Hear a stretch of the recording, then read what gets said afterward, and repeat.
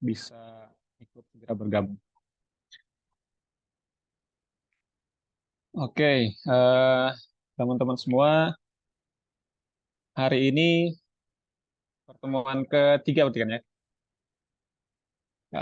Saya akan coba sharing dengan kalian tentang kurang lebih do's and don'ts terkait storytelling, apa yang uh, sebaiknya kita lakukan dan sebaiknya tidak lakukan dalam berstorytelling. Karena um, biasanya ini ketika uh, saya pun sama ya dulu waktu masih sekolah, SMA, kemudian kuliah, dan sering sering kali saya pun diminta untuk presentasi terkait tugas, terkait proyek, um, dan baru saya sadari ternyata banyak hal yang kurang tepat yang saya lakukan dulu ketika saya menceritakan apa yang ada di pikiran saya kepada teman-teman di kelas maupun ke dosen atau guru di sekolah dan di kampus. Padahal um, hal itu sangat penting ketika nanti kita ketika masuk dunia kerja ternyata uh, teknik melakukan storytelling, teknik presentasi ini sangat penting untuk kita kuasai. Hari ini akan coba saya share beberapa poin terkait hal tersebut. Oke, ini sebelum saya mulai masuk ke poin-poin yang ingin coba saya berikan kepada kalian, saya ingin tanya dulu yang em, video yang kemarin saya share di grup WhatsApp, ada yang sudah nontonnya?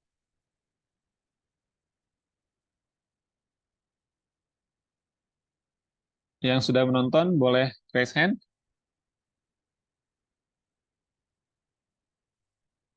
atau pada belum nih?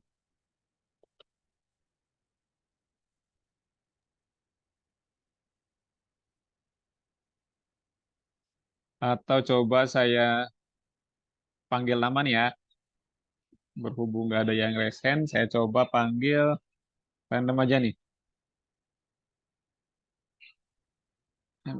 Pindah-pindah. Oke. Kalau Galih, Galih Lia Saputra, gimana? Udah lihat videonya belum?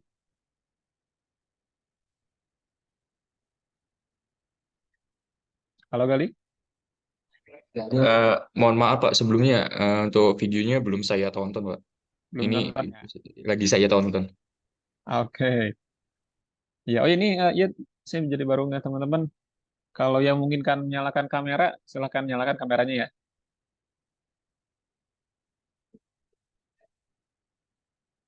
Oke, ada yang sudah nonton atau semuanya belum?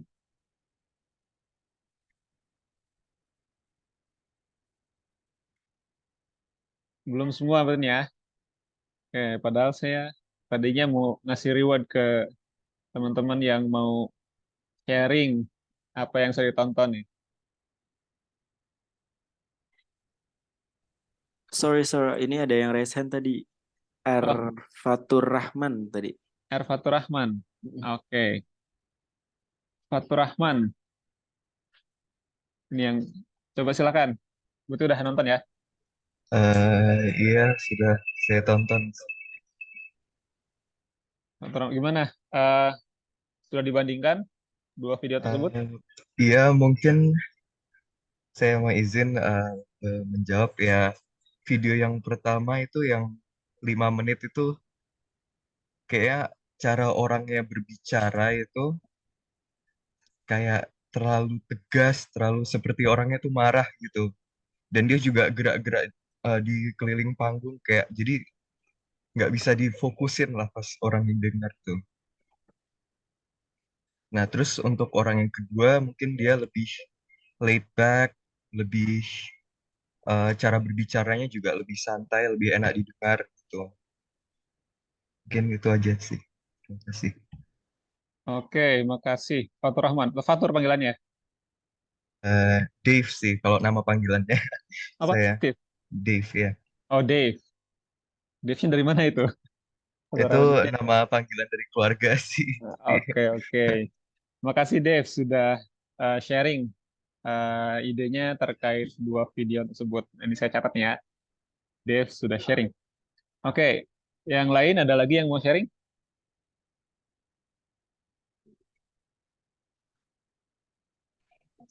Saya, Pak. Dava, ya silakan Dava. Ya, menurut opini saya, pidato yang lebih baik adalah video kedua karena bicaranya santai, menyenangkan, sama lembut dan mudah dipahami, Pak. Sedangkan video pertama intonasinya berbicara keras dan terlalu tegas dan susah untuk dipahami. Padahal tujuan dia berpidato untuk meminta dukungan para orang-orang. Jadi menurut saya yang lebih baik saat berpidato adalah video kedua. Itu saja dari saya. Terima kasih. Oke, menurut Dava berarti yang kedua itu lebih mudah difahami ya dibanding yang pertama. Iya, Pak. Menurut Dava kenapa yang kedua lebih mudah dipahami dibanding yang pertama? Karena bicaranya santai, Pak. Karena Sama santai. ya. Oke, terima kasih Dava. Terus tadi saya lihat Rafael Agung nih, raise hand duluan. Silakan Rafael Agung. Oke, terima kasih Pak. Untuk yang video pertama ya Pak, itu bicaranya benar tadi kaku, bukan kaku ya Pak, lebih terlalu tegas. Terus apa yang dia sampaikan itu kayak kurang pengingatkan. Jadi dia kayak mondar-mandir, bolak-balik, lihat teks, terus dia langsung bicara eh, dan kurang terlalu santai Pak. Terus untuk yang video kedua, eh, si audiensnya ini, si speakernya ini kayak udah tahu apa yang mau dibicarain. Terus membawa apa bicaranya membawanya santai, kalem, lalu eh, apa namanya? Jadi kayak didengar tuh enak Pak, lebih santai, lebih kalem. Apa gitu Pak? Oke. Yang kedua lebih santai, lebih kalem gitu ya. Ini, hampir sama seperti yang disampaikan tadi Dava dan Iya, Jeff ya. Oke, makasih Rafael Agung. Bagaimana Rafael? saya Rafael Pak. Oke. Oke, ini selanjutnya tadi ada eh, Muhammad Rafli Ardiansyah. Iya, Pak. Silakan. Baik, menurut saya untuk video pidato yang pertama itu terkesan kurang baik karena walaupun dia bisa mengungkapkan maksud dari pidato tersebut untuk menyampaikan pesan bahwa dia adalah kandidat yang siap melakukan perubahan, namun untuk pembawaannya itu dengan emosional yang tidak terkendali dan juga ada kalimat yang dikatakan berulang-ulang, jadi membuat sang pendengar itu sulit memahami apa yang dia sampaikan. Berbeda pula dengan video yang kedua itu merupakan pidato yang mudah dipahami. Selain itu, pembawaannya juga terkesan asik gitu. Jadi banyak orang yang akan mendengarkan pidato tersebut dengan senang hati gitu. Coba. Oke, berarti dari pembawaan, kemudian yang pertama tadi ada yang disampaikan berulang-ulang gitu ya. Ya, Jadi boring mungkin ya, udah disampaikan, sampaikan lagi gitu ya. ya. Oke, terima kasih. Rafli. Oke, ini selanjutnya, tadi saya nggak lihat yang mana duluan nih. Yang paling atas saja ya, ini Muhammad Farel. Ya Pak, jadi perbedaan mendasar antara kedua pidatonya itu terletak pada tujuan komunikasi mereka sebenarnya. Pidato pertama tuh lebih bersifat persuasif dan politis, terus sementara pidato kedua lebih bersifat inspirasional dan memotivasi. Pidato pertama juga cenderung mengandalkan emosi agar audiens tuh dapat terpengaruh. Untuk video kedua lebih fokus pada dorongan internal dan keteguhan hati.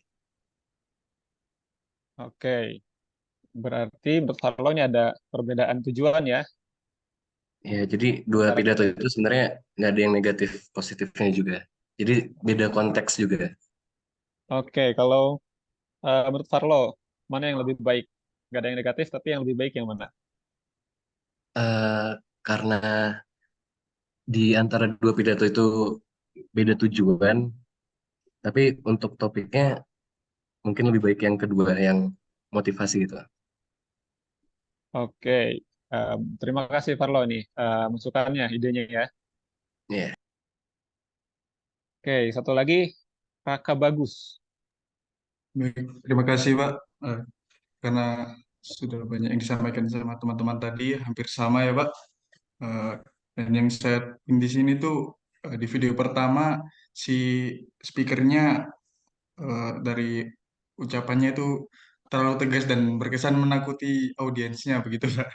Jadi si audiens jadi seperti eh, merasa gimana gitu di hatinya. Sedangkan kalau yang video kedua mungkin lebih bisa dicerna topiknya dengan baik karena speakernya juga membawa eh, membawa topiknya dengan tenang begitu Pak. Terima kasih Pak. Oke, terima kasih Raka Bagus. Oke, ini sudah lumayan banyak masukan dari teman-teman ya. Ini mohon izin saya lanjutkan dulu ke poin berikutnya. Nanti akan masih ada banyak kesempatan untuk teman-teman untuk sharing pendapatnya. Oke, jadi apa yang kalian sampaikan benar ya. Itu ada dua perbedaan antara pembicara yang pertama dan yang kedua. Yang pertama tujuannya pun sudah berbeda ya dengan yang kedua. Yang pertama itu memang untuk keperluan politik, untuk meyakinkan orang-orang terkait visi misi dia mungkin ya beliau ya, sehingga eh, beliau mungkin ingin menunjukkan semangatnya dalam berpidato. Sementara yang kedua itu lebih santai karena itu eh, beliau itu lebih menyampaikan ide beliau yang di sharing kepada audiens dan bukan politik ya, itu lebih menyampaikan bahwa pemikiran beliau itu seperti ini, disampaikan dengan cara lebih santai juga. Dan sebetulnya kalau dilihat lebih teliti itu ada beberapa poin yang membedakan antara kedua pembicara tersebut. Yaitu kalau saya diminta memilih mana yang lebih baik, saya lebih memilih yang kedua, yang lebih baik. Karena yang pertama em, semangat bagus ya ketika menyampaikan ide, pikiran, tapi jangan terlalu berlebihan juga. Yang pertama itu sedikit terlalu berlebihan ketika menyampaikan visi misinya. Yang tadinya bersemangat malah terlihat seperti marah-marah. Kemudian yang kedua, ketika berbicara depan audiens, pemeran utama bukan kita, tapi audiens. Jadi kita tidak boleh mendulukan ego kita. Yang pertama itu lebih banyak, saya sudah melakukan ini, eh, kemudian saya mendapatkan pendidikan ini. Walaupun itu tujuannya politik, tapi alangkah lebih baik kalau dia menyampaikan ide yang bisa membuat perubahan, bukan menunjukkan apa yang telah dia capai. Jadi egonya masih terlalu tinggi, kelihatan. Berbeda dengan yang kedua, walaupun beliau itu punya jabatan yang sangat bagus ya di General Motors itu dulu, em, itu salah satu perusahaan terbesar di dunia, tapi beliau tetap humble, tetap eh, mencoba menyampaikan ide yang beliau miliki dengan cara yang lebih baik dibandingkan yang pertama. Dan ada beberapa poin yang eh, saya ingin teman-teman semua ini ingat dan coba implementasikan ketika nanti teman-teman entah itu presentasi tugas atau presentasi kalau teman-teman nanti punya bisnis diminta untuk em, mempresentasikan bisnis kalian untuk mendapatkan pendanaan misalkan. Ini mudah-mudahan apa yang saya sampaikan hari ini bisa kalian implementasikan ketika hal tersebut memang diperlukan ketika kalian akan presentasi atau speech atau menyampaikan ide kalian di depan publik.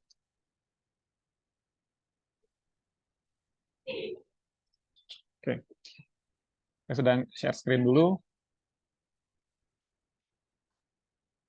Oke, kelas ini kan storytelling ya, jadi saya menyampaikan beberapa poin terkait storytelling juga. Dan poin pertama ini terkait uh, storytelling, tentunya yang paling penting adalah kita sebagai pembicara memiliki ide. Ide yang uh, memang worth saying. Jadi memang layak untuk disampaikan. Jadi sepintar apapun kita berbicara, sejago apapun kita menyampaikan cara penyampaiannya, kalau kita tidak memiliki ide, tidak memiliki sebuah gagasan yang penting, yang dirasa diperlukan oleh audiens, penyampaiannya enak pun tetap audiens akan merasa sebetulnya gunanya apa kita mendengarkan pembicara tersebut berbicara. Jadi yang paling penting, having an idea, that is worth saying. Itu dulu. Nah, terus kalian bisa mendefinisikan nggak storytelling itu apa? Ada yang mau berpendapat?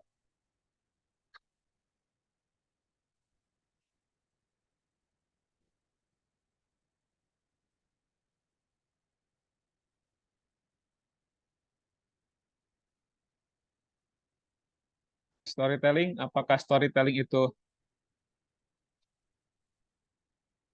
sekedar telling a story? Oke, Rafael, itu ya, present ya? Ya, Pak. Storytelling menurut pendapat saya ya, eh, ya hampir sama seperti kita bercerita, eh, mengungkapkan suatu pendapat atau suatu cerita, tapi diubah dengan bahasa Inggris, ya layaknya seperti public speaking, tapi dengan penggunaan bahasa Inggris, gitu Pak. Oke, berarti storytelling uh, menurut Rafael itu menyampaikan cerita seperti public speaking hanya dalam bahasa Inggris itu ya? Iya Pak. Oke, pendapat itu tidak salah, hanya perlu dilengkapi. Tadi sudah saya sedikit kasih clue. Benar, storytelling itu adalah telling a story, tapi yang worth saying jangan lupa.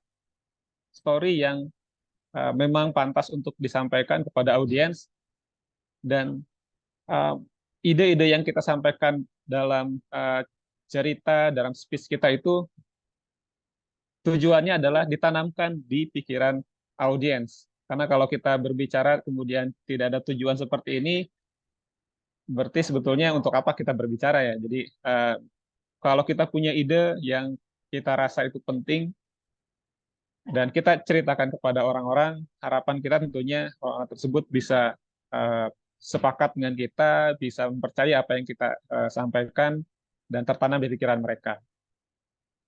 Dan untuk bisa menyampaikan ide yang penting tersebut dan tertanamkan di pikiran audiens, tentunya ada beberapa hal juga yang harus diperhatikan ya. Tidak bisa kita asal bicara, lalu itu bisa diterima oleh audiens.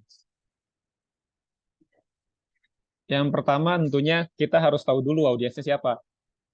Kalau tidak tahu audiensnya siapa, akan sulit bagaimana kita menyampaikannya, kemudian topik apa yang akan kita sampaikan, akan sulit untuk kita identifikasi. Jadi yang pertama, kita harus tahu dulu audiensnya. Sama seperti kalian, kalau kalian cerita tentang tugas yang kalian kerjakan ke teman-teman, kemudian ceritanya menceritakannya di kosan, tentunya berbeda dengan bagaimana kita menceritakan proyek yang kita kerjakan ketika presentasi di kelas. Sehingga yang pertama tentunya audiensnya harus kita identifikasi terlebih dahulu. Kita harus kenal siapa audiens kita. Bisa dari usianya, profesinya, pakaian yang dia pakai, kemudian kepercayaan, nilai-nilai, gender, make up bahkan, dan lain-lain. Ini akan sangat penting ketika kita akan menyampaikan sebuah gagasan, sebuah ide. Karena akan berbeda cara menyampaikan ide untuk anak-anak berusia 5 tahun dengan ide kepada orang dewasa yang berusia 40 tahun. Tentunya cara penyampaiannya berbeda, ide yang disampaikan pun berbeda juga. Jadi yang pertama tentunya harus identifikasi terlebih dahulu siapa audiensnya. Setelah kalian identifikasi, kita harus membantu audiens untuk mengingat apa yang kita sampaikan. Ada beberapa cara bertahapan, salah satunya ini beberapa yang bisa kita lakukan, tentunya kita harus sampaikan kenapa audiens perlu mendengarkan apa yang kita sampaikan. Benefitsnya apa? Itu perlu disampaikan. Kemudian dalam sebuah speech, eh, yang paling penting itu adalah permulaannya. Jadi ketika kita membuka sebuah speech, start-nya itu adalah yang sangat penting. Kita harus menggunakan attention getter yang kuat. Jadi bagaimana kita bisa mengambil atensi audiens ketika awal membuka speech itu akan sangat penting. Dan tentunya kalau awalnya penting dan uh, bagian yang paling tidak kalah penting juga tentunya ketika akhirnya, karena bagian akhir biasanya yang paling diingat. Jadi harus end with memorable statement juga. Kemudian bisa juga dengan cara penyampaian yang dinamis, atau kalau bisa biasanya kita menggunakan PowerPoint slides atau menggunakan Canva buat well designed visual aids, dan sampaikan juga kepada mereka pengalaman atau cerita yang kalian miliki terkait ide tersebut yang bisa memvisualisasikan ide kalian. Jadi tidak hanya teori-teorinya saja, tapi berikan contoh-contoh agar audiens bisa lebih memahami apa yang disampaikan. Kemudian yang kedua adalah the through line. Through line ini kurang lebih bisa diartikan sebagai topik atau tema. Ini akan sangat penting untuk kita tentukan di awal sebelum kita menyampaikan speech kita, baik itu public speaking atau storytelling. Through line yang kita tetapkan itu akan sangat penting. Kita harus jelas poinnya apa sih yang kita sampaikan kepada audiens. Dan saya ada beberapa contoh nih di screen terkait topik dari sebuah speech. Coba kalian beri pendapat kalau ada speech dengan topik seperti ini. Apakah ini topik yang menarik?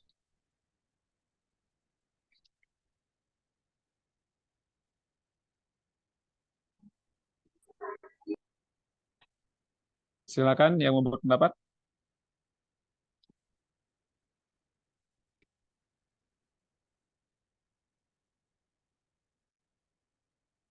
Menurut kalian kalau ada topik sebuah speech, topiknya itu pentingnya bekerja keras. Apakah ini topik yang menarik atau tidak?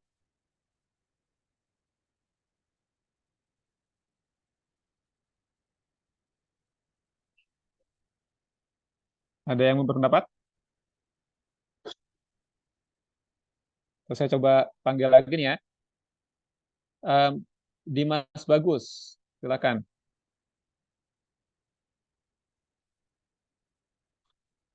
Halo Dimas, apa suara saya terdengar jelas?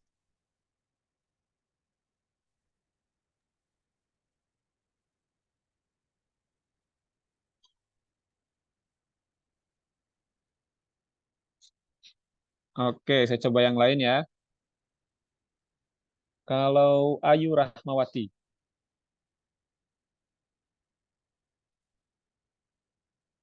Halo Ayu.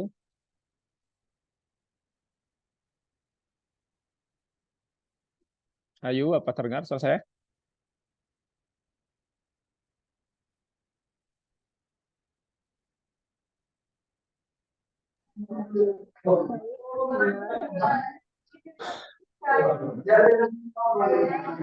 Oke, gimana Ayu? Apakah bisa memberi pendapat terkait topik ini?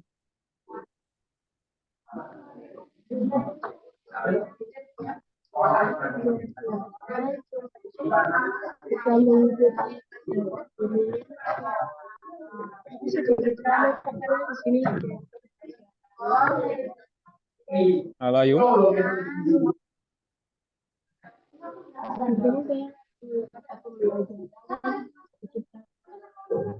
Ayu, suaranya agak rame ya. Tapi suaranya kurang terdengar jelas.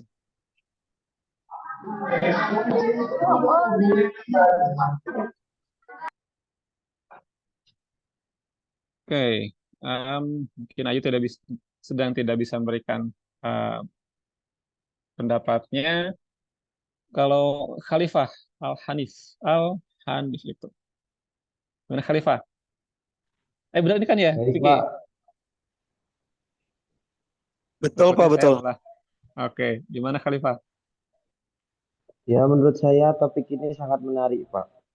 Karena setiap orang harus memiliki bisa bekerja keras gitu. Apalagi kalau dengan tim. Oke. Em, Kemudian pertanyaan saya berikutnya masih untuk Khalifah ya. Kalau Khalifah Ya, Pak. melihat ada topik speech seperti ini, Khalifah sudah terbayang apa yang akan disampaikan oleh pembicaranya. Mungkin ya motivasi begitu, Pak, untuk bekerja keras dalam berusaha begitu. Oke, sudah terbayang ya, berarti bagaimana eh, bekerja keras itu penting karena bisa Iya, mendukung Pak. kita untuk sukses gitu ya. Iya, Pak. Benar, Pak. Oke, berarti kalau kita tidak mendengarkan pembicaranya berbicara pun sebetulnya kita sudah dapat idenya ya. Iya. Mungkin Oke, bisa terbayangkan begitu, Pak. oke. Jadi sebetulnya untuk apa kita mendengarkan pembicara menyampaikan idenya kalau sudah terbayang idenya. Oke, berarti kalau judulnya seperti ini sudah terbayang ya idenya seperti apa. Oke, kemudian ini ada satu lagi, 4 proyek penting yang pernah saya kerjakan. Oh ya, Khalifah, terima kasih sudah menyampaikan idenya. Iya, Pak. Hanya Sama-sama. kurang lebih poin saya seperti itu. Kalau tadi yang pertama, kalau kita sudah terbayang dari baca topik saja ide yang disampaikannya akan seperti apa, jadi sebetulnya untuk apa kita mendengarkan pembicara menyampaikan idenya? Karena baca satu kalimat ini saja sudah terbayangkan ya. Oke, yang berikutnya saya ingin eh, meminta tadi ada Naila. Naila boleh share ini untuk poin yang kedua, topik yang kedua, 4 proyek penting yang pernah saya kerjakan. Kira-kira menarik nggak ini topiknya? Kalau menurut saya menarik karena berarti ini bicara tentang pengalaman dari pembicaranya dan tentu saja saya sendiri belum tahu apa yang bakal dibicarakan sama pembicaranya. Jadi orang-orang menurut saya bakal lebih tertarik, lebih penasaran, ada rasa penasaran. Jadi akan lebih mau untuk mendengar gitu. Oke, terima kasih Naila. Yang kedua ini em, sedikit lebih baik ya dibanding yang pertama tadi. Ini masih bisa mengundang penasaran. Tapi kalau orang yang berbicaranya orang yang tidak kita tertarik kepada orang tersebut, apakah ini akan menjadi topik yang menarik?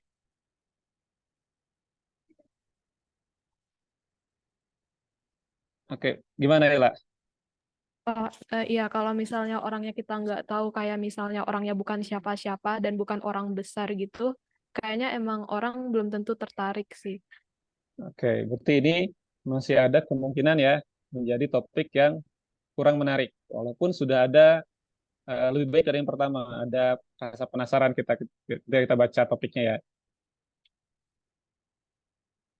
Oke, poinnya yang ingin saya sampaikan, kita harus menghindari topik yang terlalu mudah diprediksi dan terlalu membosankan. Jadi yang pertama ini sudah jelas terlihat ya, sudah bisa diprediksi ya, pembicara akan menyampaikan poin-poin apa saja. Kalau yang kedua, kalau orang yang menyampaikannya orang yang memang hebat, Pak Gatot yang menyampaikan, Pak tertarik kan ya. Tapi kalau yang menyampaikannya bukan orang yang uh, menarik untuk audiens, dan sementara audiens itu akan bervariatif, akan banyak sekali. Ada yang tertarik kepada bicara, ketika belum berbicara sama sekali, ada yang uh, belum tertarik sama sekali. Ketika mendengar poin ini, bagi yang belum tertarik mungkin akan pentingnya apa kita mendengarkan uh, speech pembicara tersebut. Jadi yang harus dihindari dalam memilih topik, jangan sampai topik yang kita pilih itu terlalu mudah untuk diprediksi dan topik yang membosankan. Contoh beberapa topik yang mungkin ini lebih bisa menarik perhatian audiens. Misalkan, pertama ini, mari kita ciptakan revolusi sunyi, sebuah dunia yang diciptakan ulang bagi introvert. Ini kan belum terbayang seperti apa kan ya. Kemudian penyampaiannya lebih menarik juga. Atau yang kedua, kombinasi tiga teknologi sederhana dapat mengaktifkan indera keenam dengan cara yang di luar nalar. Atau yang ketiga, sebuah sejarah terciptanya dunia dalam 18 menit. Dari kehancuran menjadi sebuah mahakarya. Tiga topik ini uh, akan lebih mudah untuk menarik audiens ketika mereka belum mulai mendengarkan pembicara. Menarik perhatiannya ya. Dan itu sangat penting. Kita harus menentukan topik yang tidak mudah diprediksi dan tidak membosankan. Ini hal yang pertama. Yang berikutnya. Oke. Kira-kira ini dari dua topik ini, yang merah sudah jelas ini yang kurang tepat. Yang kedua, ini yang lebih tepat dalam menentukan topik. Kira-kira ada yang mau berpendapat membandingkan kedua topik ini?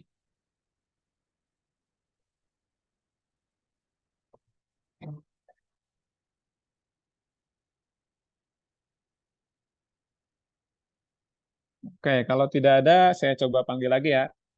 Yang belum, Salva Nur Az-Zahra. Salva Nur Az-Zahra.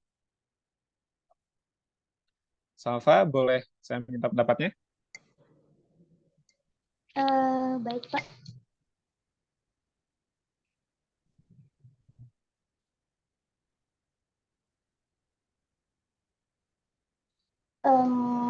Jadi ini pendapat dari dua topik ini ya, Pak ya? Ini topik yang sama dengan kalimat yang berbeda. Kira-kira menurut Salva perbedaannya apa? Dan kenapa yang putih itu menurut saya lebih baik dibanding yang merah? Karena untuk yang font berwarna merah ini lebih menjabarkan tentang negatif seperti tertulis itu karena kesalahan pengolahan data. Jadi untuk formalitas lebih baik menggunakan kalimat yang di bawah karena lebih formal dan juga lebih memiliki positif dalam menjelaskan suatu informasi. Mungkin seperti itu, Pak. Oke, terima kasih Salva. Ini pendapatnya. Dan benar Salva, apa yang disampaikan Salva itu benar. Jadi yang pertama itu negatif sekali ya, sementara yang kedua itu lebih positif. Dan dalam menyampaikan sebuah ide, never talk about an issue or problem, tapi talk about an idea. Jadi bicara tentang ide bukan masalahnya. Lebih baik kita mengambil topik bahwa contohnya Microsoft Excel memiliki rahasia yang dapat meningkatkan performa perusahaan dibandingkan menyampaikan bahwa sebuah perusahaan bangkrut hanya karena kesalahan pengolahan data. Walaupun ini bisa menjadi topik yang menarik, tapi audiens akan lebih tertarik ketika judul topik speech yang kita sampaikan adalah rahasia dari Microsoft Excel yang dapat meningkatkan performa perusahaan. Jadi, never talk about an issue or problem, tapi talk about an idea. Audiens akan lebih senang mendengarkan ide-ide baru, ide-ide yang bermanfaat mereka dibandingkan mendengarkan permasalahan-permasalahan. Kalau dengan permasalahan, curhat jadinya ya, lebih baik jangan di panggung kalau mau curhat ya. Jadi lebih baik kita ambil poin yang kalimat yang kedua sebagai topik. Oke, ada satu lagi nih. Ada yang mau ngasih pendapat kalau ada topik seperti ini, Singlish adalah bahasa yang paling sulit dimengerti di dunia. Nah ini jadi masalah juga kan, isu juga kan ya. Kira-kira kalau kita membuatnya menjadi sebuah ide dengan bahasan yang sama, topiknya seperti apa?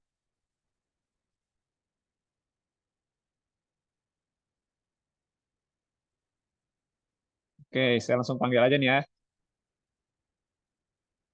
Satria Mahadewa. Silakan Satria. Punya ide bagaimana kita merancang ulang topiknya kalau uh, idenya seperti ini? Ya Pak, saya ada ide. Itu kan yang Singlish adalah bahasa yang paling sulit dimengerti di dunia itu kan berbicara tentang masalah. Nah, kalau idenya mungkin eh, judulnya Rahasia Cepat Menguasai Bahasa Singlish. Ini tuh Pak. Oke, terima kasih Satria. Kurang lebih seperti itu ya. Contoh yang saya berikan 10 cara terbaik memahami Singlish. Jadi eh, lebih baik kita tawarkan ide dibandingkan tawarkan permasalahan pada audiens. Jadi dalam menentukan topik, tentukan topik itu sebagai ide bukan permasalahan. Oke, terima kasih Satria. Ini kurang lebih mirip dengan apa yang saya sampaikan. Sama-sama Pak. Dari Satria. Oke,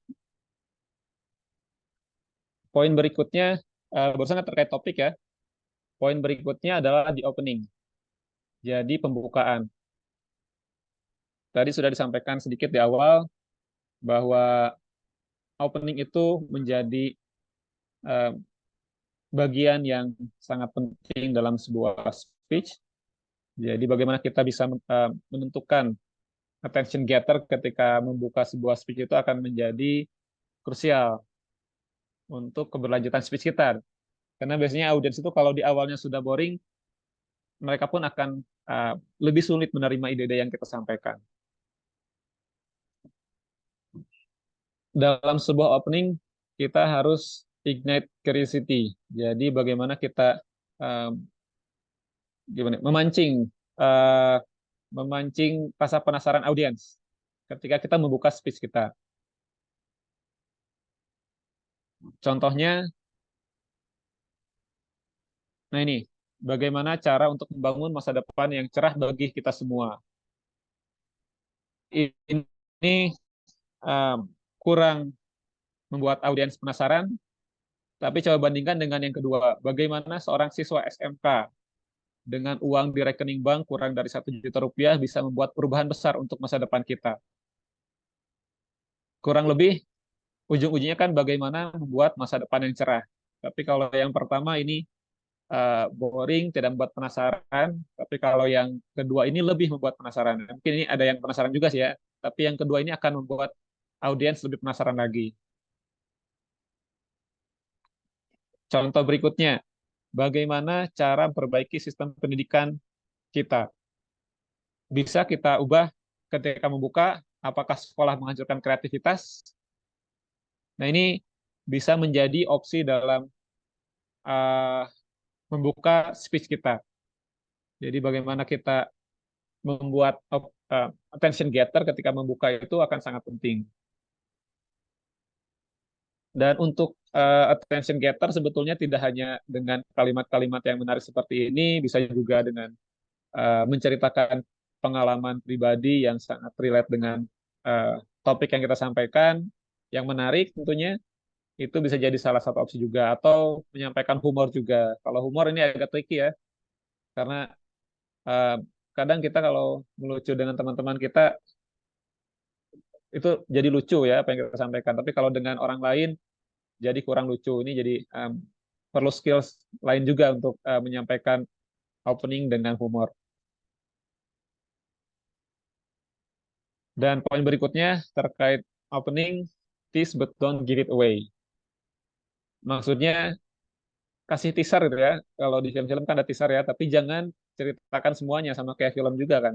Biasanya kalau teasernya tuh hanya beberapa bagian saja yang membuat penonton lebih penasaran untuk menonton filmnya secara lebih lengkap. Begitupun dengan speech kita. Jadi tease but don't give away. Kita beri beberapa clue tapi jangan sampaikan terlalu jelas di awal. Oke, ini contoh yang pertama. Saya mau minta teman-teman lagi memberikan pendapatnya. Saya minta tolong tadi udah Salsabila. Salsabila boleh menyampaikan pendapatnya terkait kalau ada pembukaan seperti ini, menurut Salsabila bagaimana ketika speech?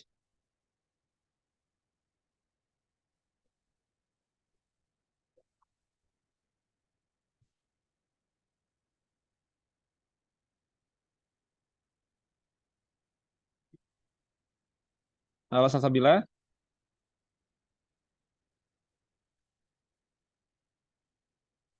Oke, mungkin sedang belum siap juga ya untuk menyampaikan pendapat. Saya langsung ke yang lain aja, Muhammad Zafril. Gimana menurut Zafril nih, kalau ada seorang pembicara di pembukaan menyampaikan kalimat seperti ini?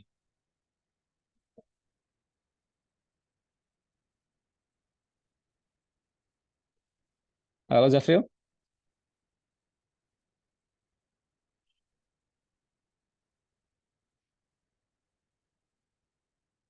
Oke, belum bisa. Ini nggak apa ya, kalau ada yang eh, menyampaikan pendapatnya, nggak masalah, jangan takut salah. Nggak akan ada yang ngetawain. Kalau ada yang ngetawain juga nggak akan kelihatan, kameranya pada mati semua juga. Oke, ini saya coba panggil yang lain. Ini ada Muhammad Ali Firdaus. Gimana menurut Ali Firdaus?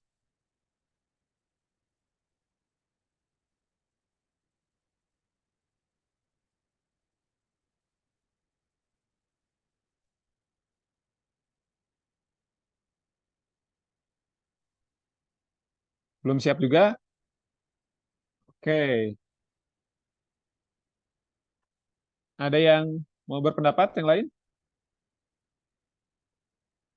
Atau masih bingung nih terkait kalimat ini? Apa yang salah gitu ya?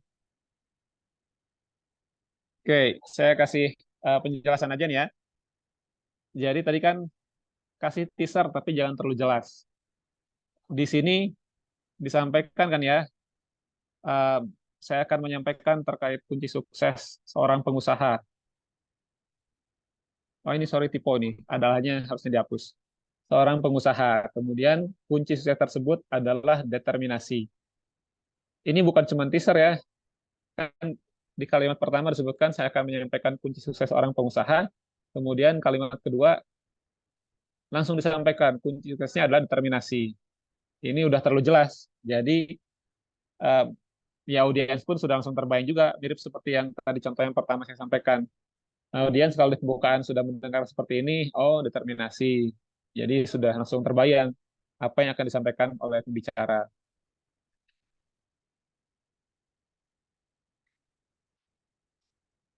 Bisa kita ganti pembukaannya menjadi seperti ini.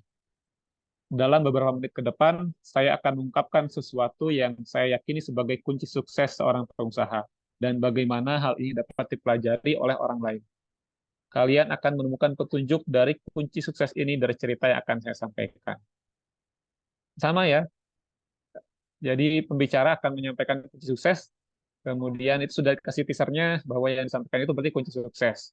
Tapi dia tidak secara terlalu jelas, terlalu detail menyampaikan bahwa kuncinya adalah determinasi. Tapi dia sampaikan audiens akan mendapatkan info tersebut dari cerita yang akan disampaikan. Sehingga audiens yang memang tertarik dengan tips-tips kunci untuk sukses orang pengusaha itu seperti apa akan mendengarkan apa yang disampaikan oleh pembicara. Ini mirip kalau kita bicara ke seorang anak, misalkan kita ingin mengajak anak-anak pergi ke gunung. Kalau orang tuanya bilangnya, ayo kita mendaki gunung untuk melihat keindahan alam, kayaknya untuk kalau anak-anak, misalkan anak usianya 5 tahun, kayaknya anak-anak akan tertarik ya untuk ikut ke gunung dengan orang tuanya.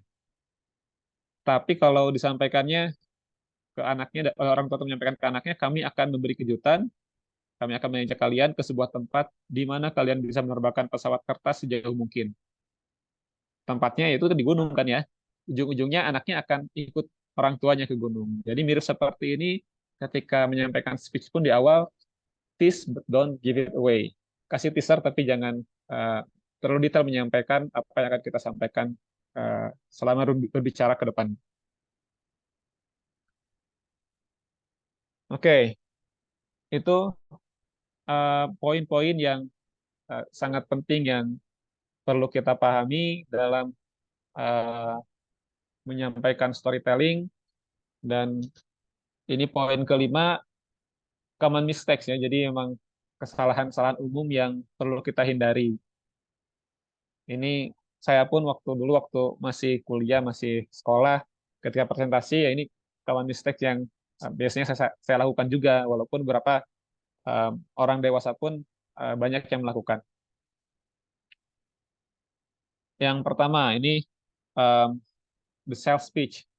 Jadi kalau teman-teman yang ini belajar teknopreneur juga, yang presentasi bisnis proposalnya seperti apa, mungkin mengenal istilah yang namanya business pitching atau self pitching.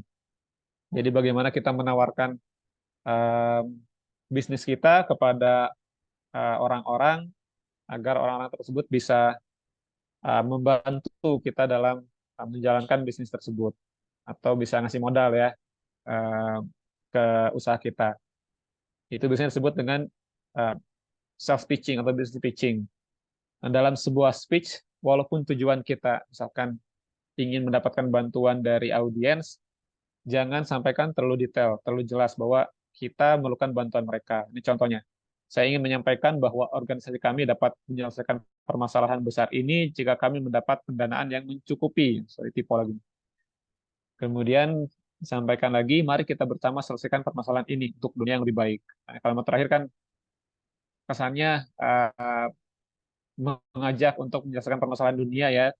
Tapi kalau lihat kalimat pertamanya sudah terlalu jelas menyampaikan bahwa speaker memerlukan dana untuk organisasinya. Ini self speeching yang terlalu jelas. Jadi sebaiknya kita hindari walaupun tujuannya kita misalkan untuk mendapatkan pendanaan untuk bisnis kita. Lebih baik kita sampaikan apa yang bisa kita lakukan dengan bisnis kita, manfaat apa yang bisa didapatkan orang-orang. Itu poin-poin yang bisa kita sampaikan kepada audiens agar mendapatkan dukungan dari audiens. Bukan terlalu straight to the point, kita minta dana ke audiens. Itu akan menjadi speech yang kurang menarik. Kemudian DORG board. Ini biasanya kalau kita menjelaskan profil bisnis kita atau profil perusahaan kita, kurang lebih seperti ini ya.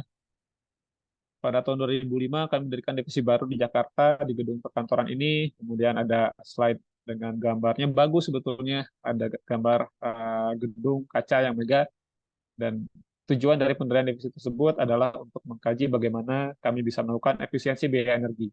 Lalu kami menunjuk wakil direktur kami untuk bla bla bla bla ya, dan seterusnya. Ini sangat umum ya disampaikan oleh organisasi atau oleh perusahaan ketika mereka menjelaskan profil perusahaan mereka. Padahal penyampaiannya bisa dibuat lebih menarik, misalkan seperti ini. Pada tahun 2005, kami menemukan sesuatu yang sangat mengejutkan. Kami menemukan bahwa sangat mungkin bagi banyak perkantoran untuk melakukan efisiensi biaya energi hingga 60% tanpa mengurangi produktivitas perusahaan. Saya akan ceritakan bagaimana cara melakukannya. Ini intinya kan sama-sama mengenalkan sebuah divisi baru yang bisa mengefisiensi biaya energi hingga kalau di sini sampai 60%. Tapi kalau yang pertama penyampaiannya boring, kalau yang kedua ini akan lebih membuat penasaran audiens. Cara-cara seperti ini perlu kita pelajari agar audiens tertarik untuk mendengarkan apa yang kita sampaikan. Kemudian yang berikutnya the ramble. The ramble ini kurang lebih kurang persiapan lah intinya. Jadi ketika akan speech belum menyiapkan bahan yang akan disampaikan, kemudian belum latihan dulu, ini harus kita hindari. Oke, saya akan play video. Oh, sorry, ini saya belum share audio.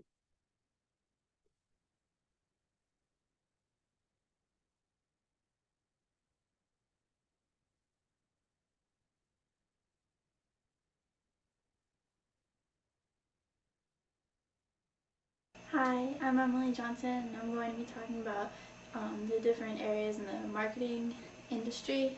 Um, so the first area that I want to talk about is the direct marketer, which is like a position usually in a company such as Sony or Nike. For example, they'll have like a product manager who wants to create a concept of the product that they're trying to sell. Usually, however, they can't, the product manager won't be able to. Oke, sampai situ aja. Ada yang mau berpendapat? Ini speech yang bagus, presentasi yang bagus atau tidak?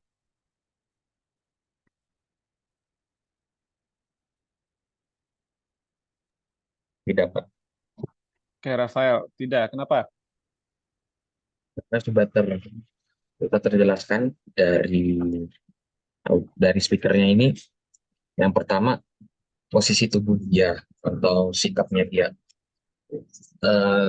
Mungkin tidak serius atau tidak fokus pada apa yang mau dibicara, apa yang dia lakukan saat presentasi dari posisi tubuhnya dia. Lalu untuk kedua, eh, pandangan speakernya ini juga tidak fokus karena dia mau menyampaikannya ke siapa gitu. Apa yang dia target dari speaker ini mau targetkan ke audiensnya siapa aja. Lalu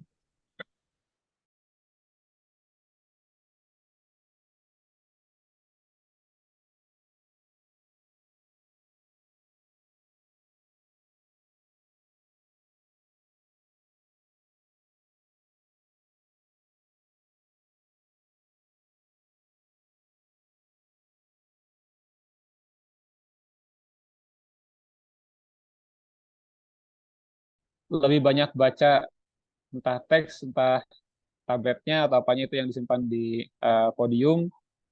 Jadi dia lebih banyak, matanya lebih banyak terarah ke teks tersebut dibandingkan eye contact dengan audiens. Padahal penting ketika kita berbicara dengan audiens, eye contact itu akan sangat penting. Dan kenapa seperti ini ya berarti dia kurang siap, dia belum paham, dia belum menguasai apa yang akan disampaikan.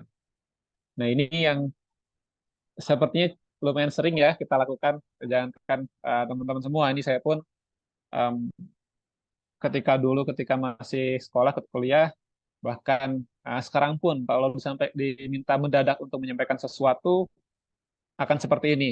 Jadi terasa kurang optimal nih speech kita ke audiens. Itu pentingnya sebuah persiapan, bagaimana kita menyiapkan bahan, kemudian kita pahami apa yang akan kita sampaikan. Uh, itu akan sangat penting untuk performa kita ketika menyampaikannya kepada audiens. Dan kalau menyampaikan seperti ini, audiens sudah jelas akan tidak tertarik, ide kita tidak akan tersampaikan ke audiens juga. Mungkin ada yang ngantuk juga kalau menyampaikan seperti ini. Jadi mohon dihindari dremel tadi ya, si kurang siap. Jadi untuk melakukan speech perlu persiapan. Kita perlu paham apa yang akan kita sampaikan. Dan hal seperti ini lumayan sering terjadi, lumayan sering kita lakukan, harus dihindari sebetulnya.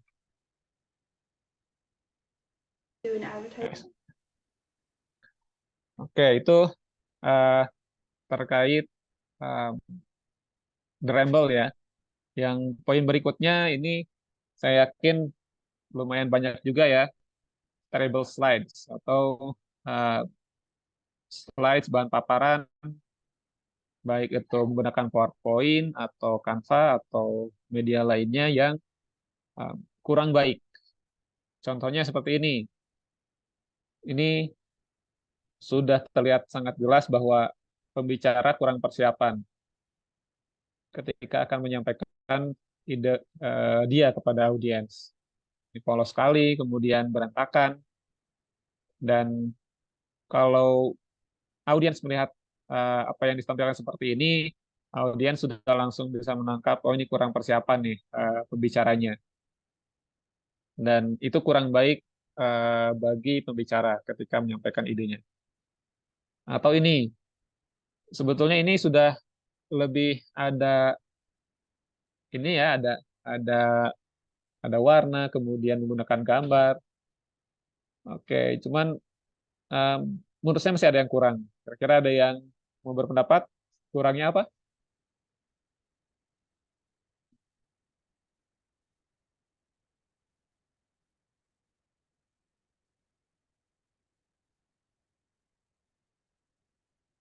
Fadli barangkali, Fadli Fauzan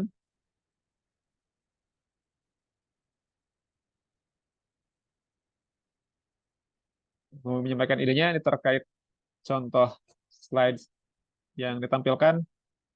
Kenapa slide ini menurut saya kurang baik? Menurut Fadli bagaimana?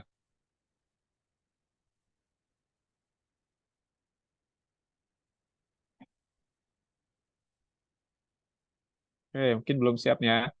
Saya langsung ke yang lain. Mahfud Junaidi,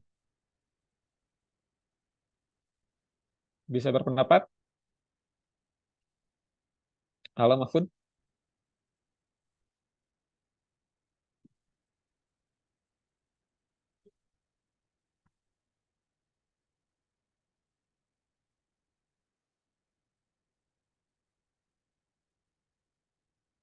masih belum bisa juga?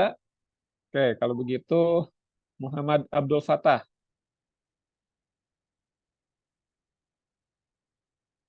bisa menyampaikan pendapatnya terkait slide ini?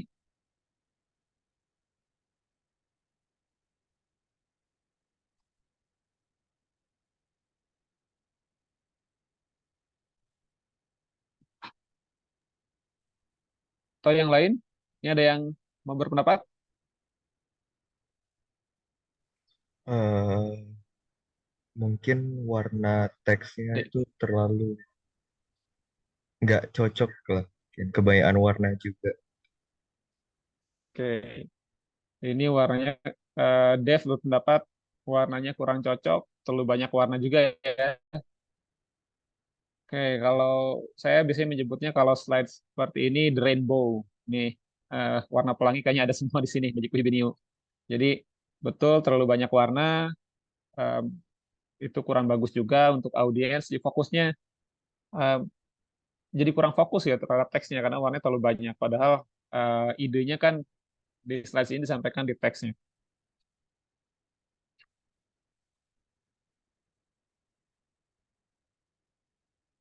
Kalau yang ini, nah ini kayaknya udah cukup jelas ya kenapa slide ini kurang baik. Mungkin ini eh, si pembicaranya ketika buat slides ini ingin oh, saya punya roadmap yang sangat kompleks, yang sangat detail. Tapi kalau audiens melihat ini nggak dapat apa-apa, audiensnya ini udah tulisannya terlalu banyak, kemudian warna terlalu banyak, dan huruf pun terlalu kecil. Ini sudah jelas slides yang kurang baik. Jadi mohon dihindari pembuatan slide seperti ini. Kalau yang ini, nah ini kebiasaan kita juga. Ini kata saya kalau teman-teman mudah-mudahan enggak ya. Ini salah satu slides dari pegawai di Psikis sebetulnya. Biasanya ada general purpose, jadi tujuan umum dari sebuah program. Kemudian disampaikan CSEP is objective to promote ESD, putting CCE, the priority which focuses on improving teachers on and education personal quality, bla bla bla sampai ini ujungnya development activities. Ini satu kalimat lengkap copy paste copy pasted kemudian ditampilkan dalam sebuah slide ya. Ini mohon dihindari juga. Kita ambil poin-poin pentingnya saja buat slides yang lebih sederhana.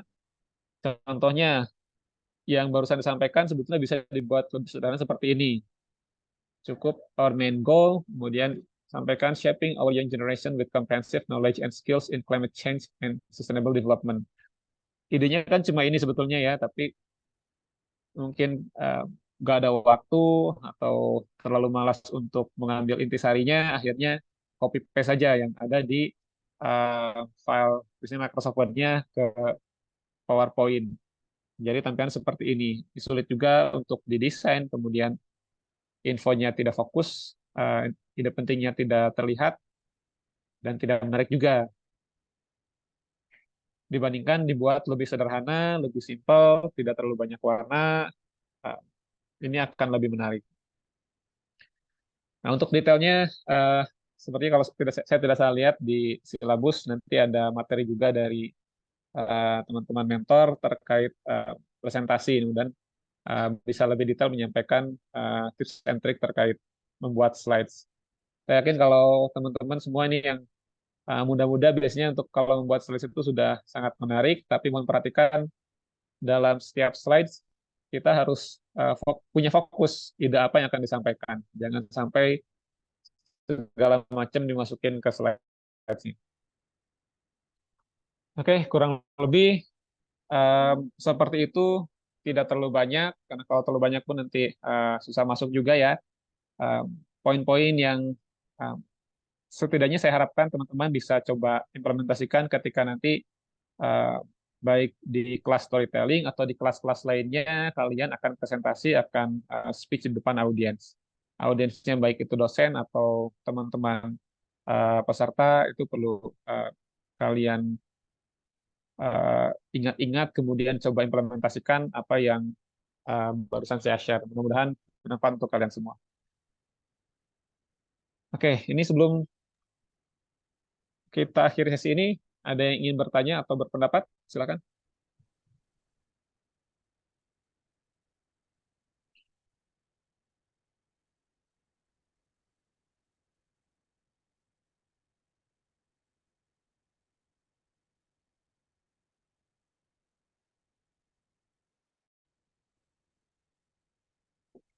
Tidak ada yang akan bertanya?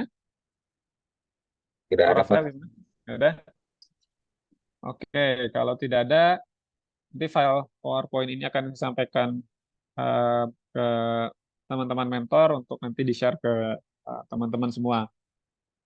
Dan hari ini belum ada praktik bahasa Inggris ya, karena saya pun tidak menyampaikan materi dalam bahasa Inggris, karena mudah-mudahan apa yang disampaikan bisa dipahami. Kalau pakai bahasa Inggris, langsung semuanya nulis dan praktis diskusi dengan bahasa Inggris, basic-basic dalam berstorytelling, dalam berbicara depan audiens tidak tersampaikan dengan utuh kepada teman-teman semua.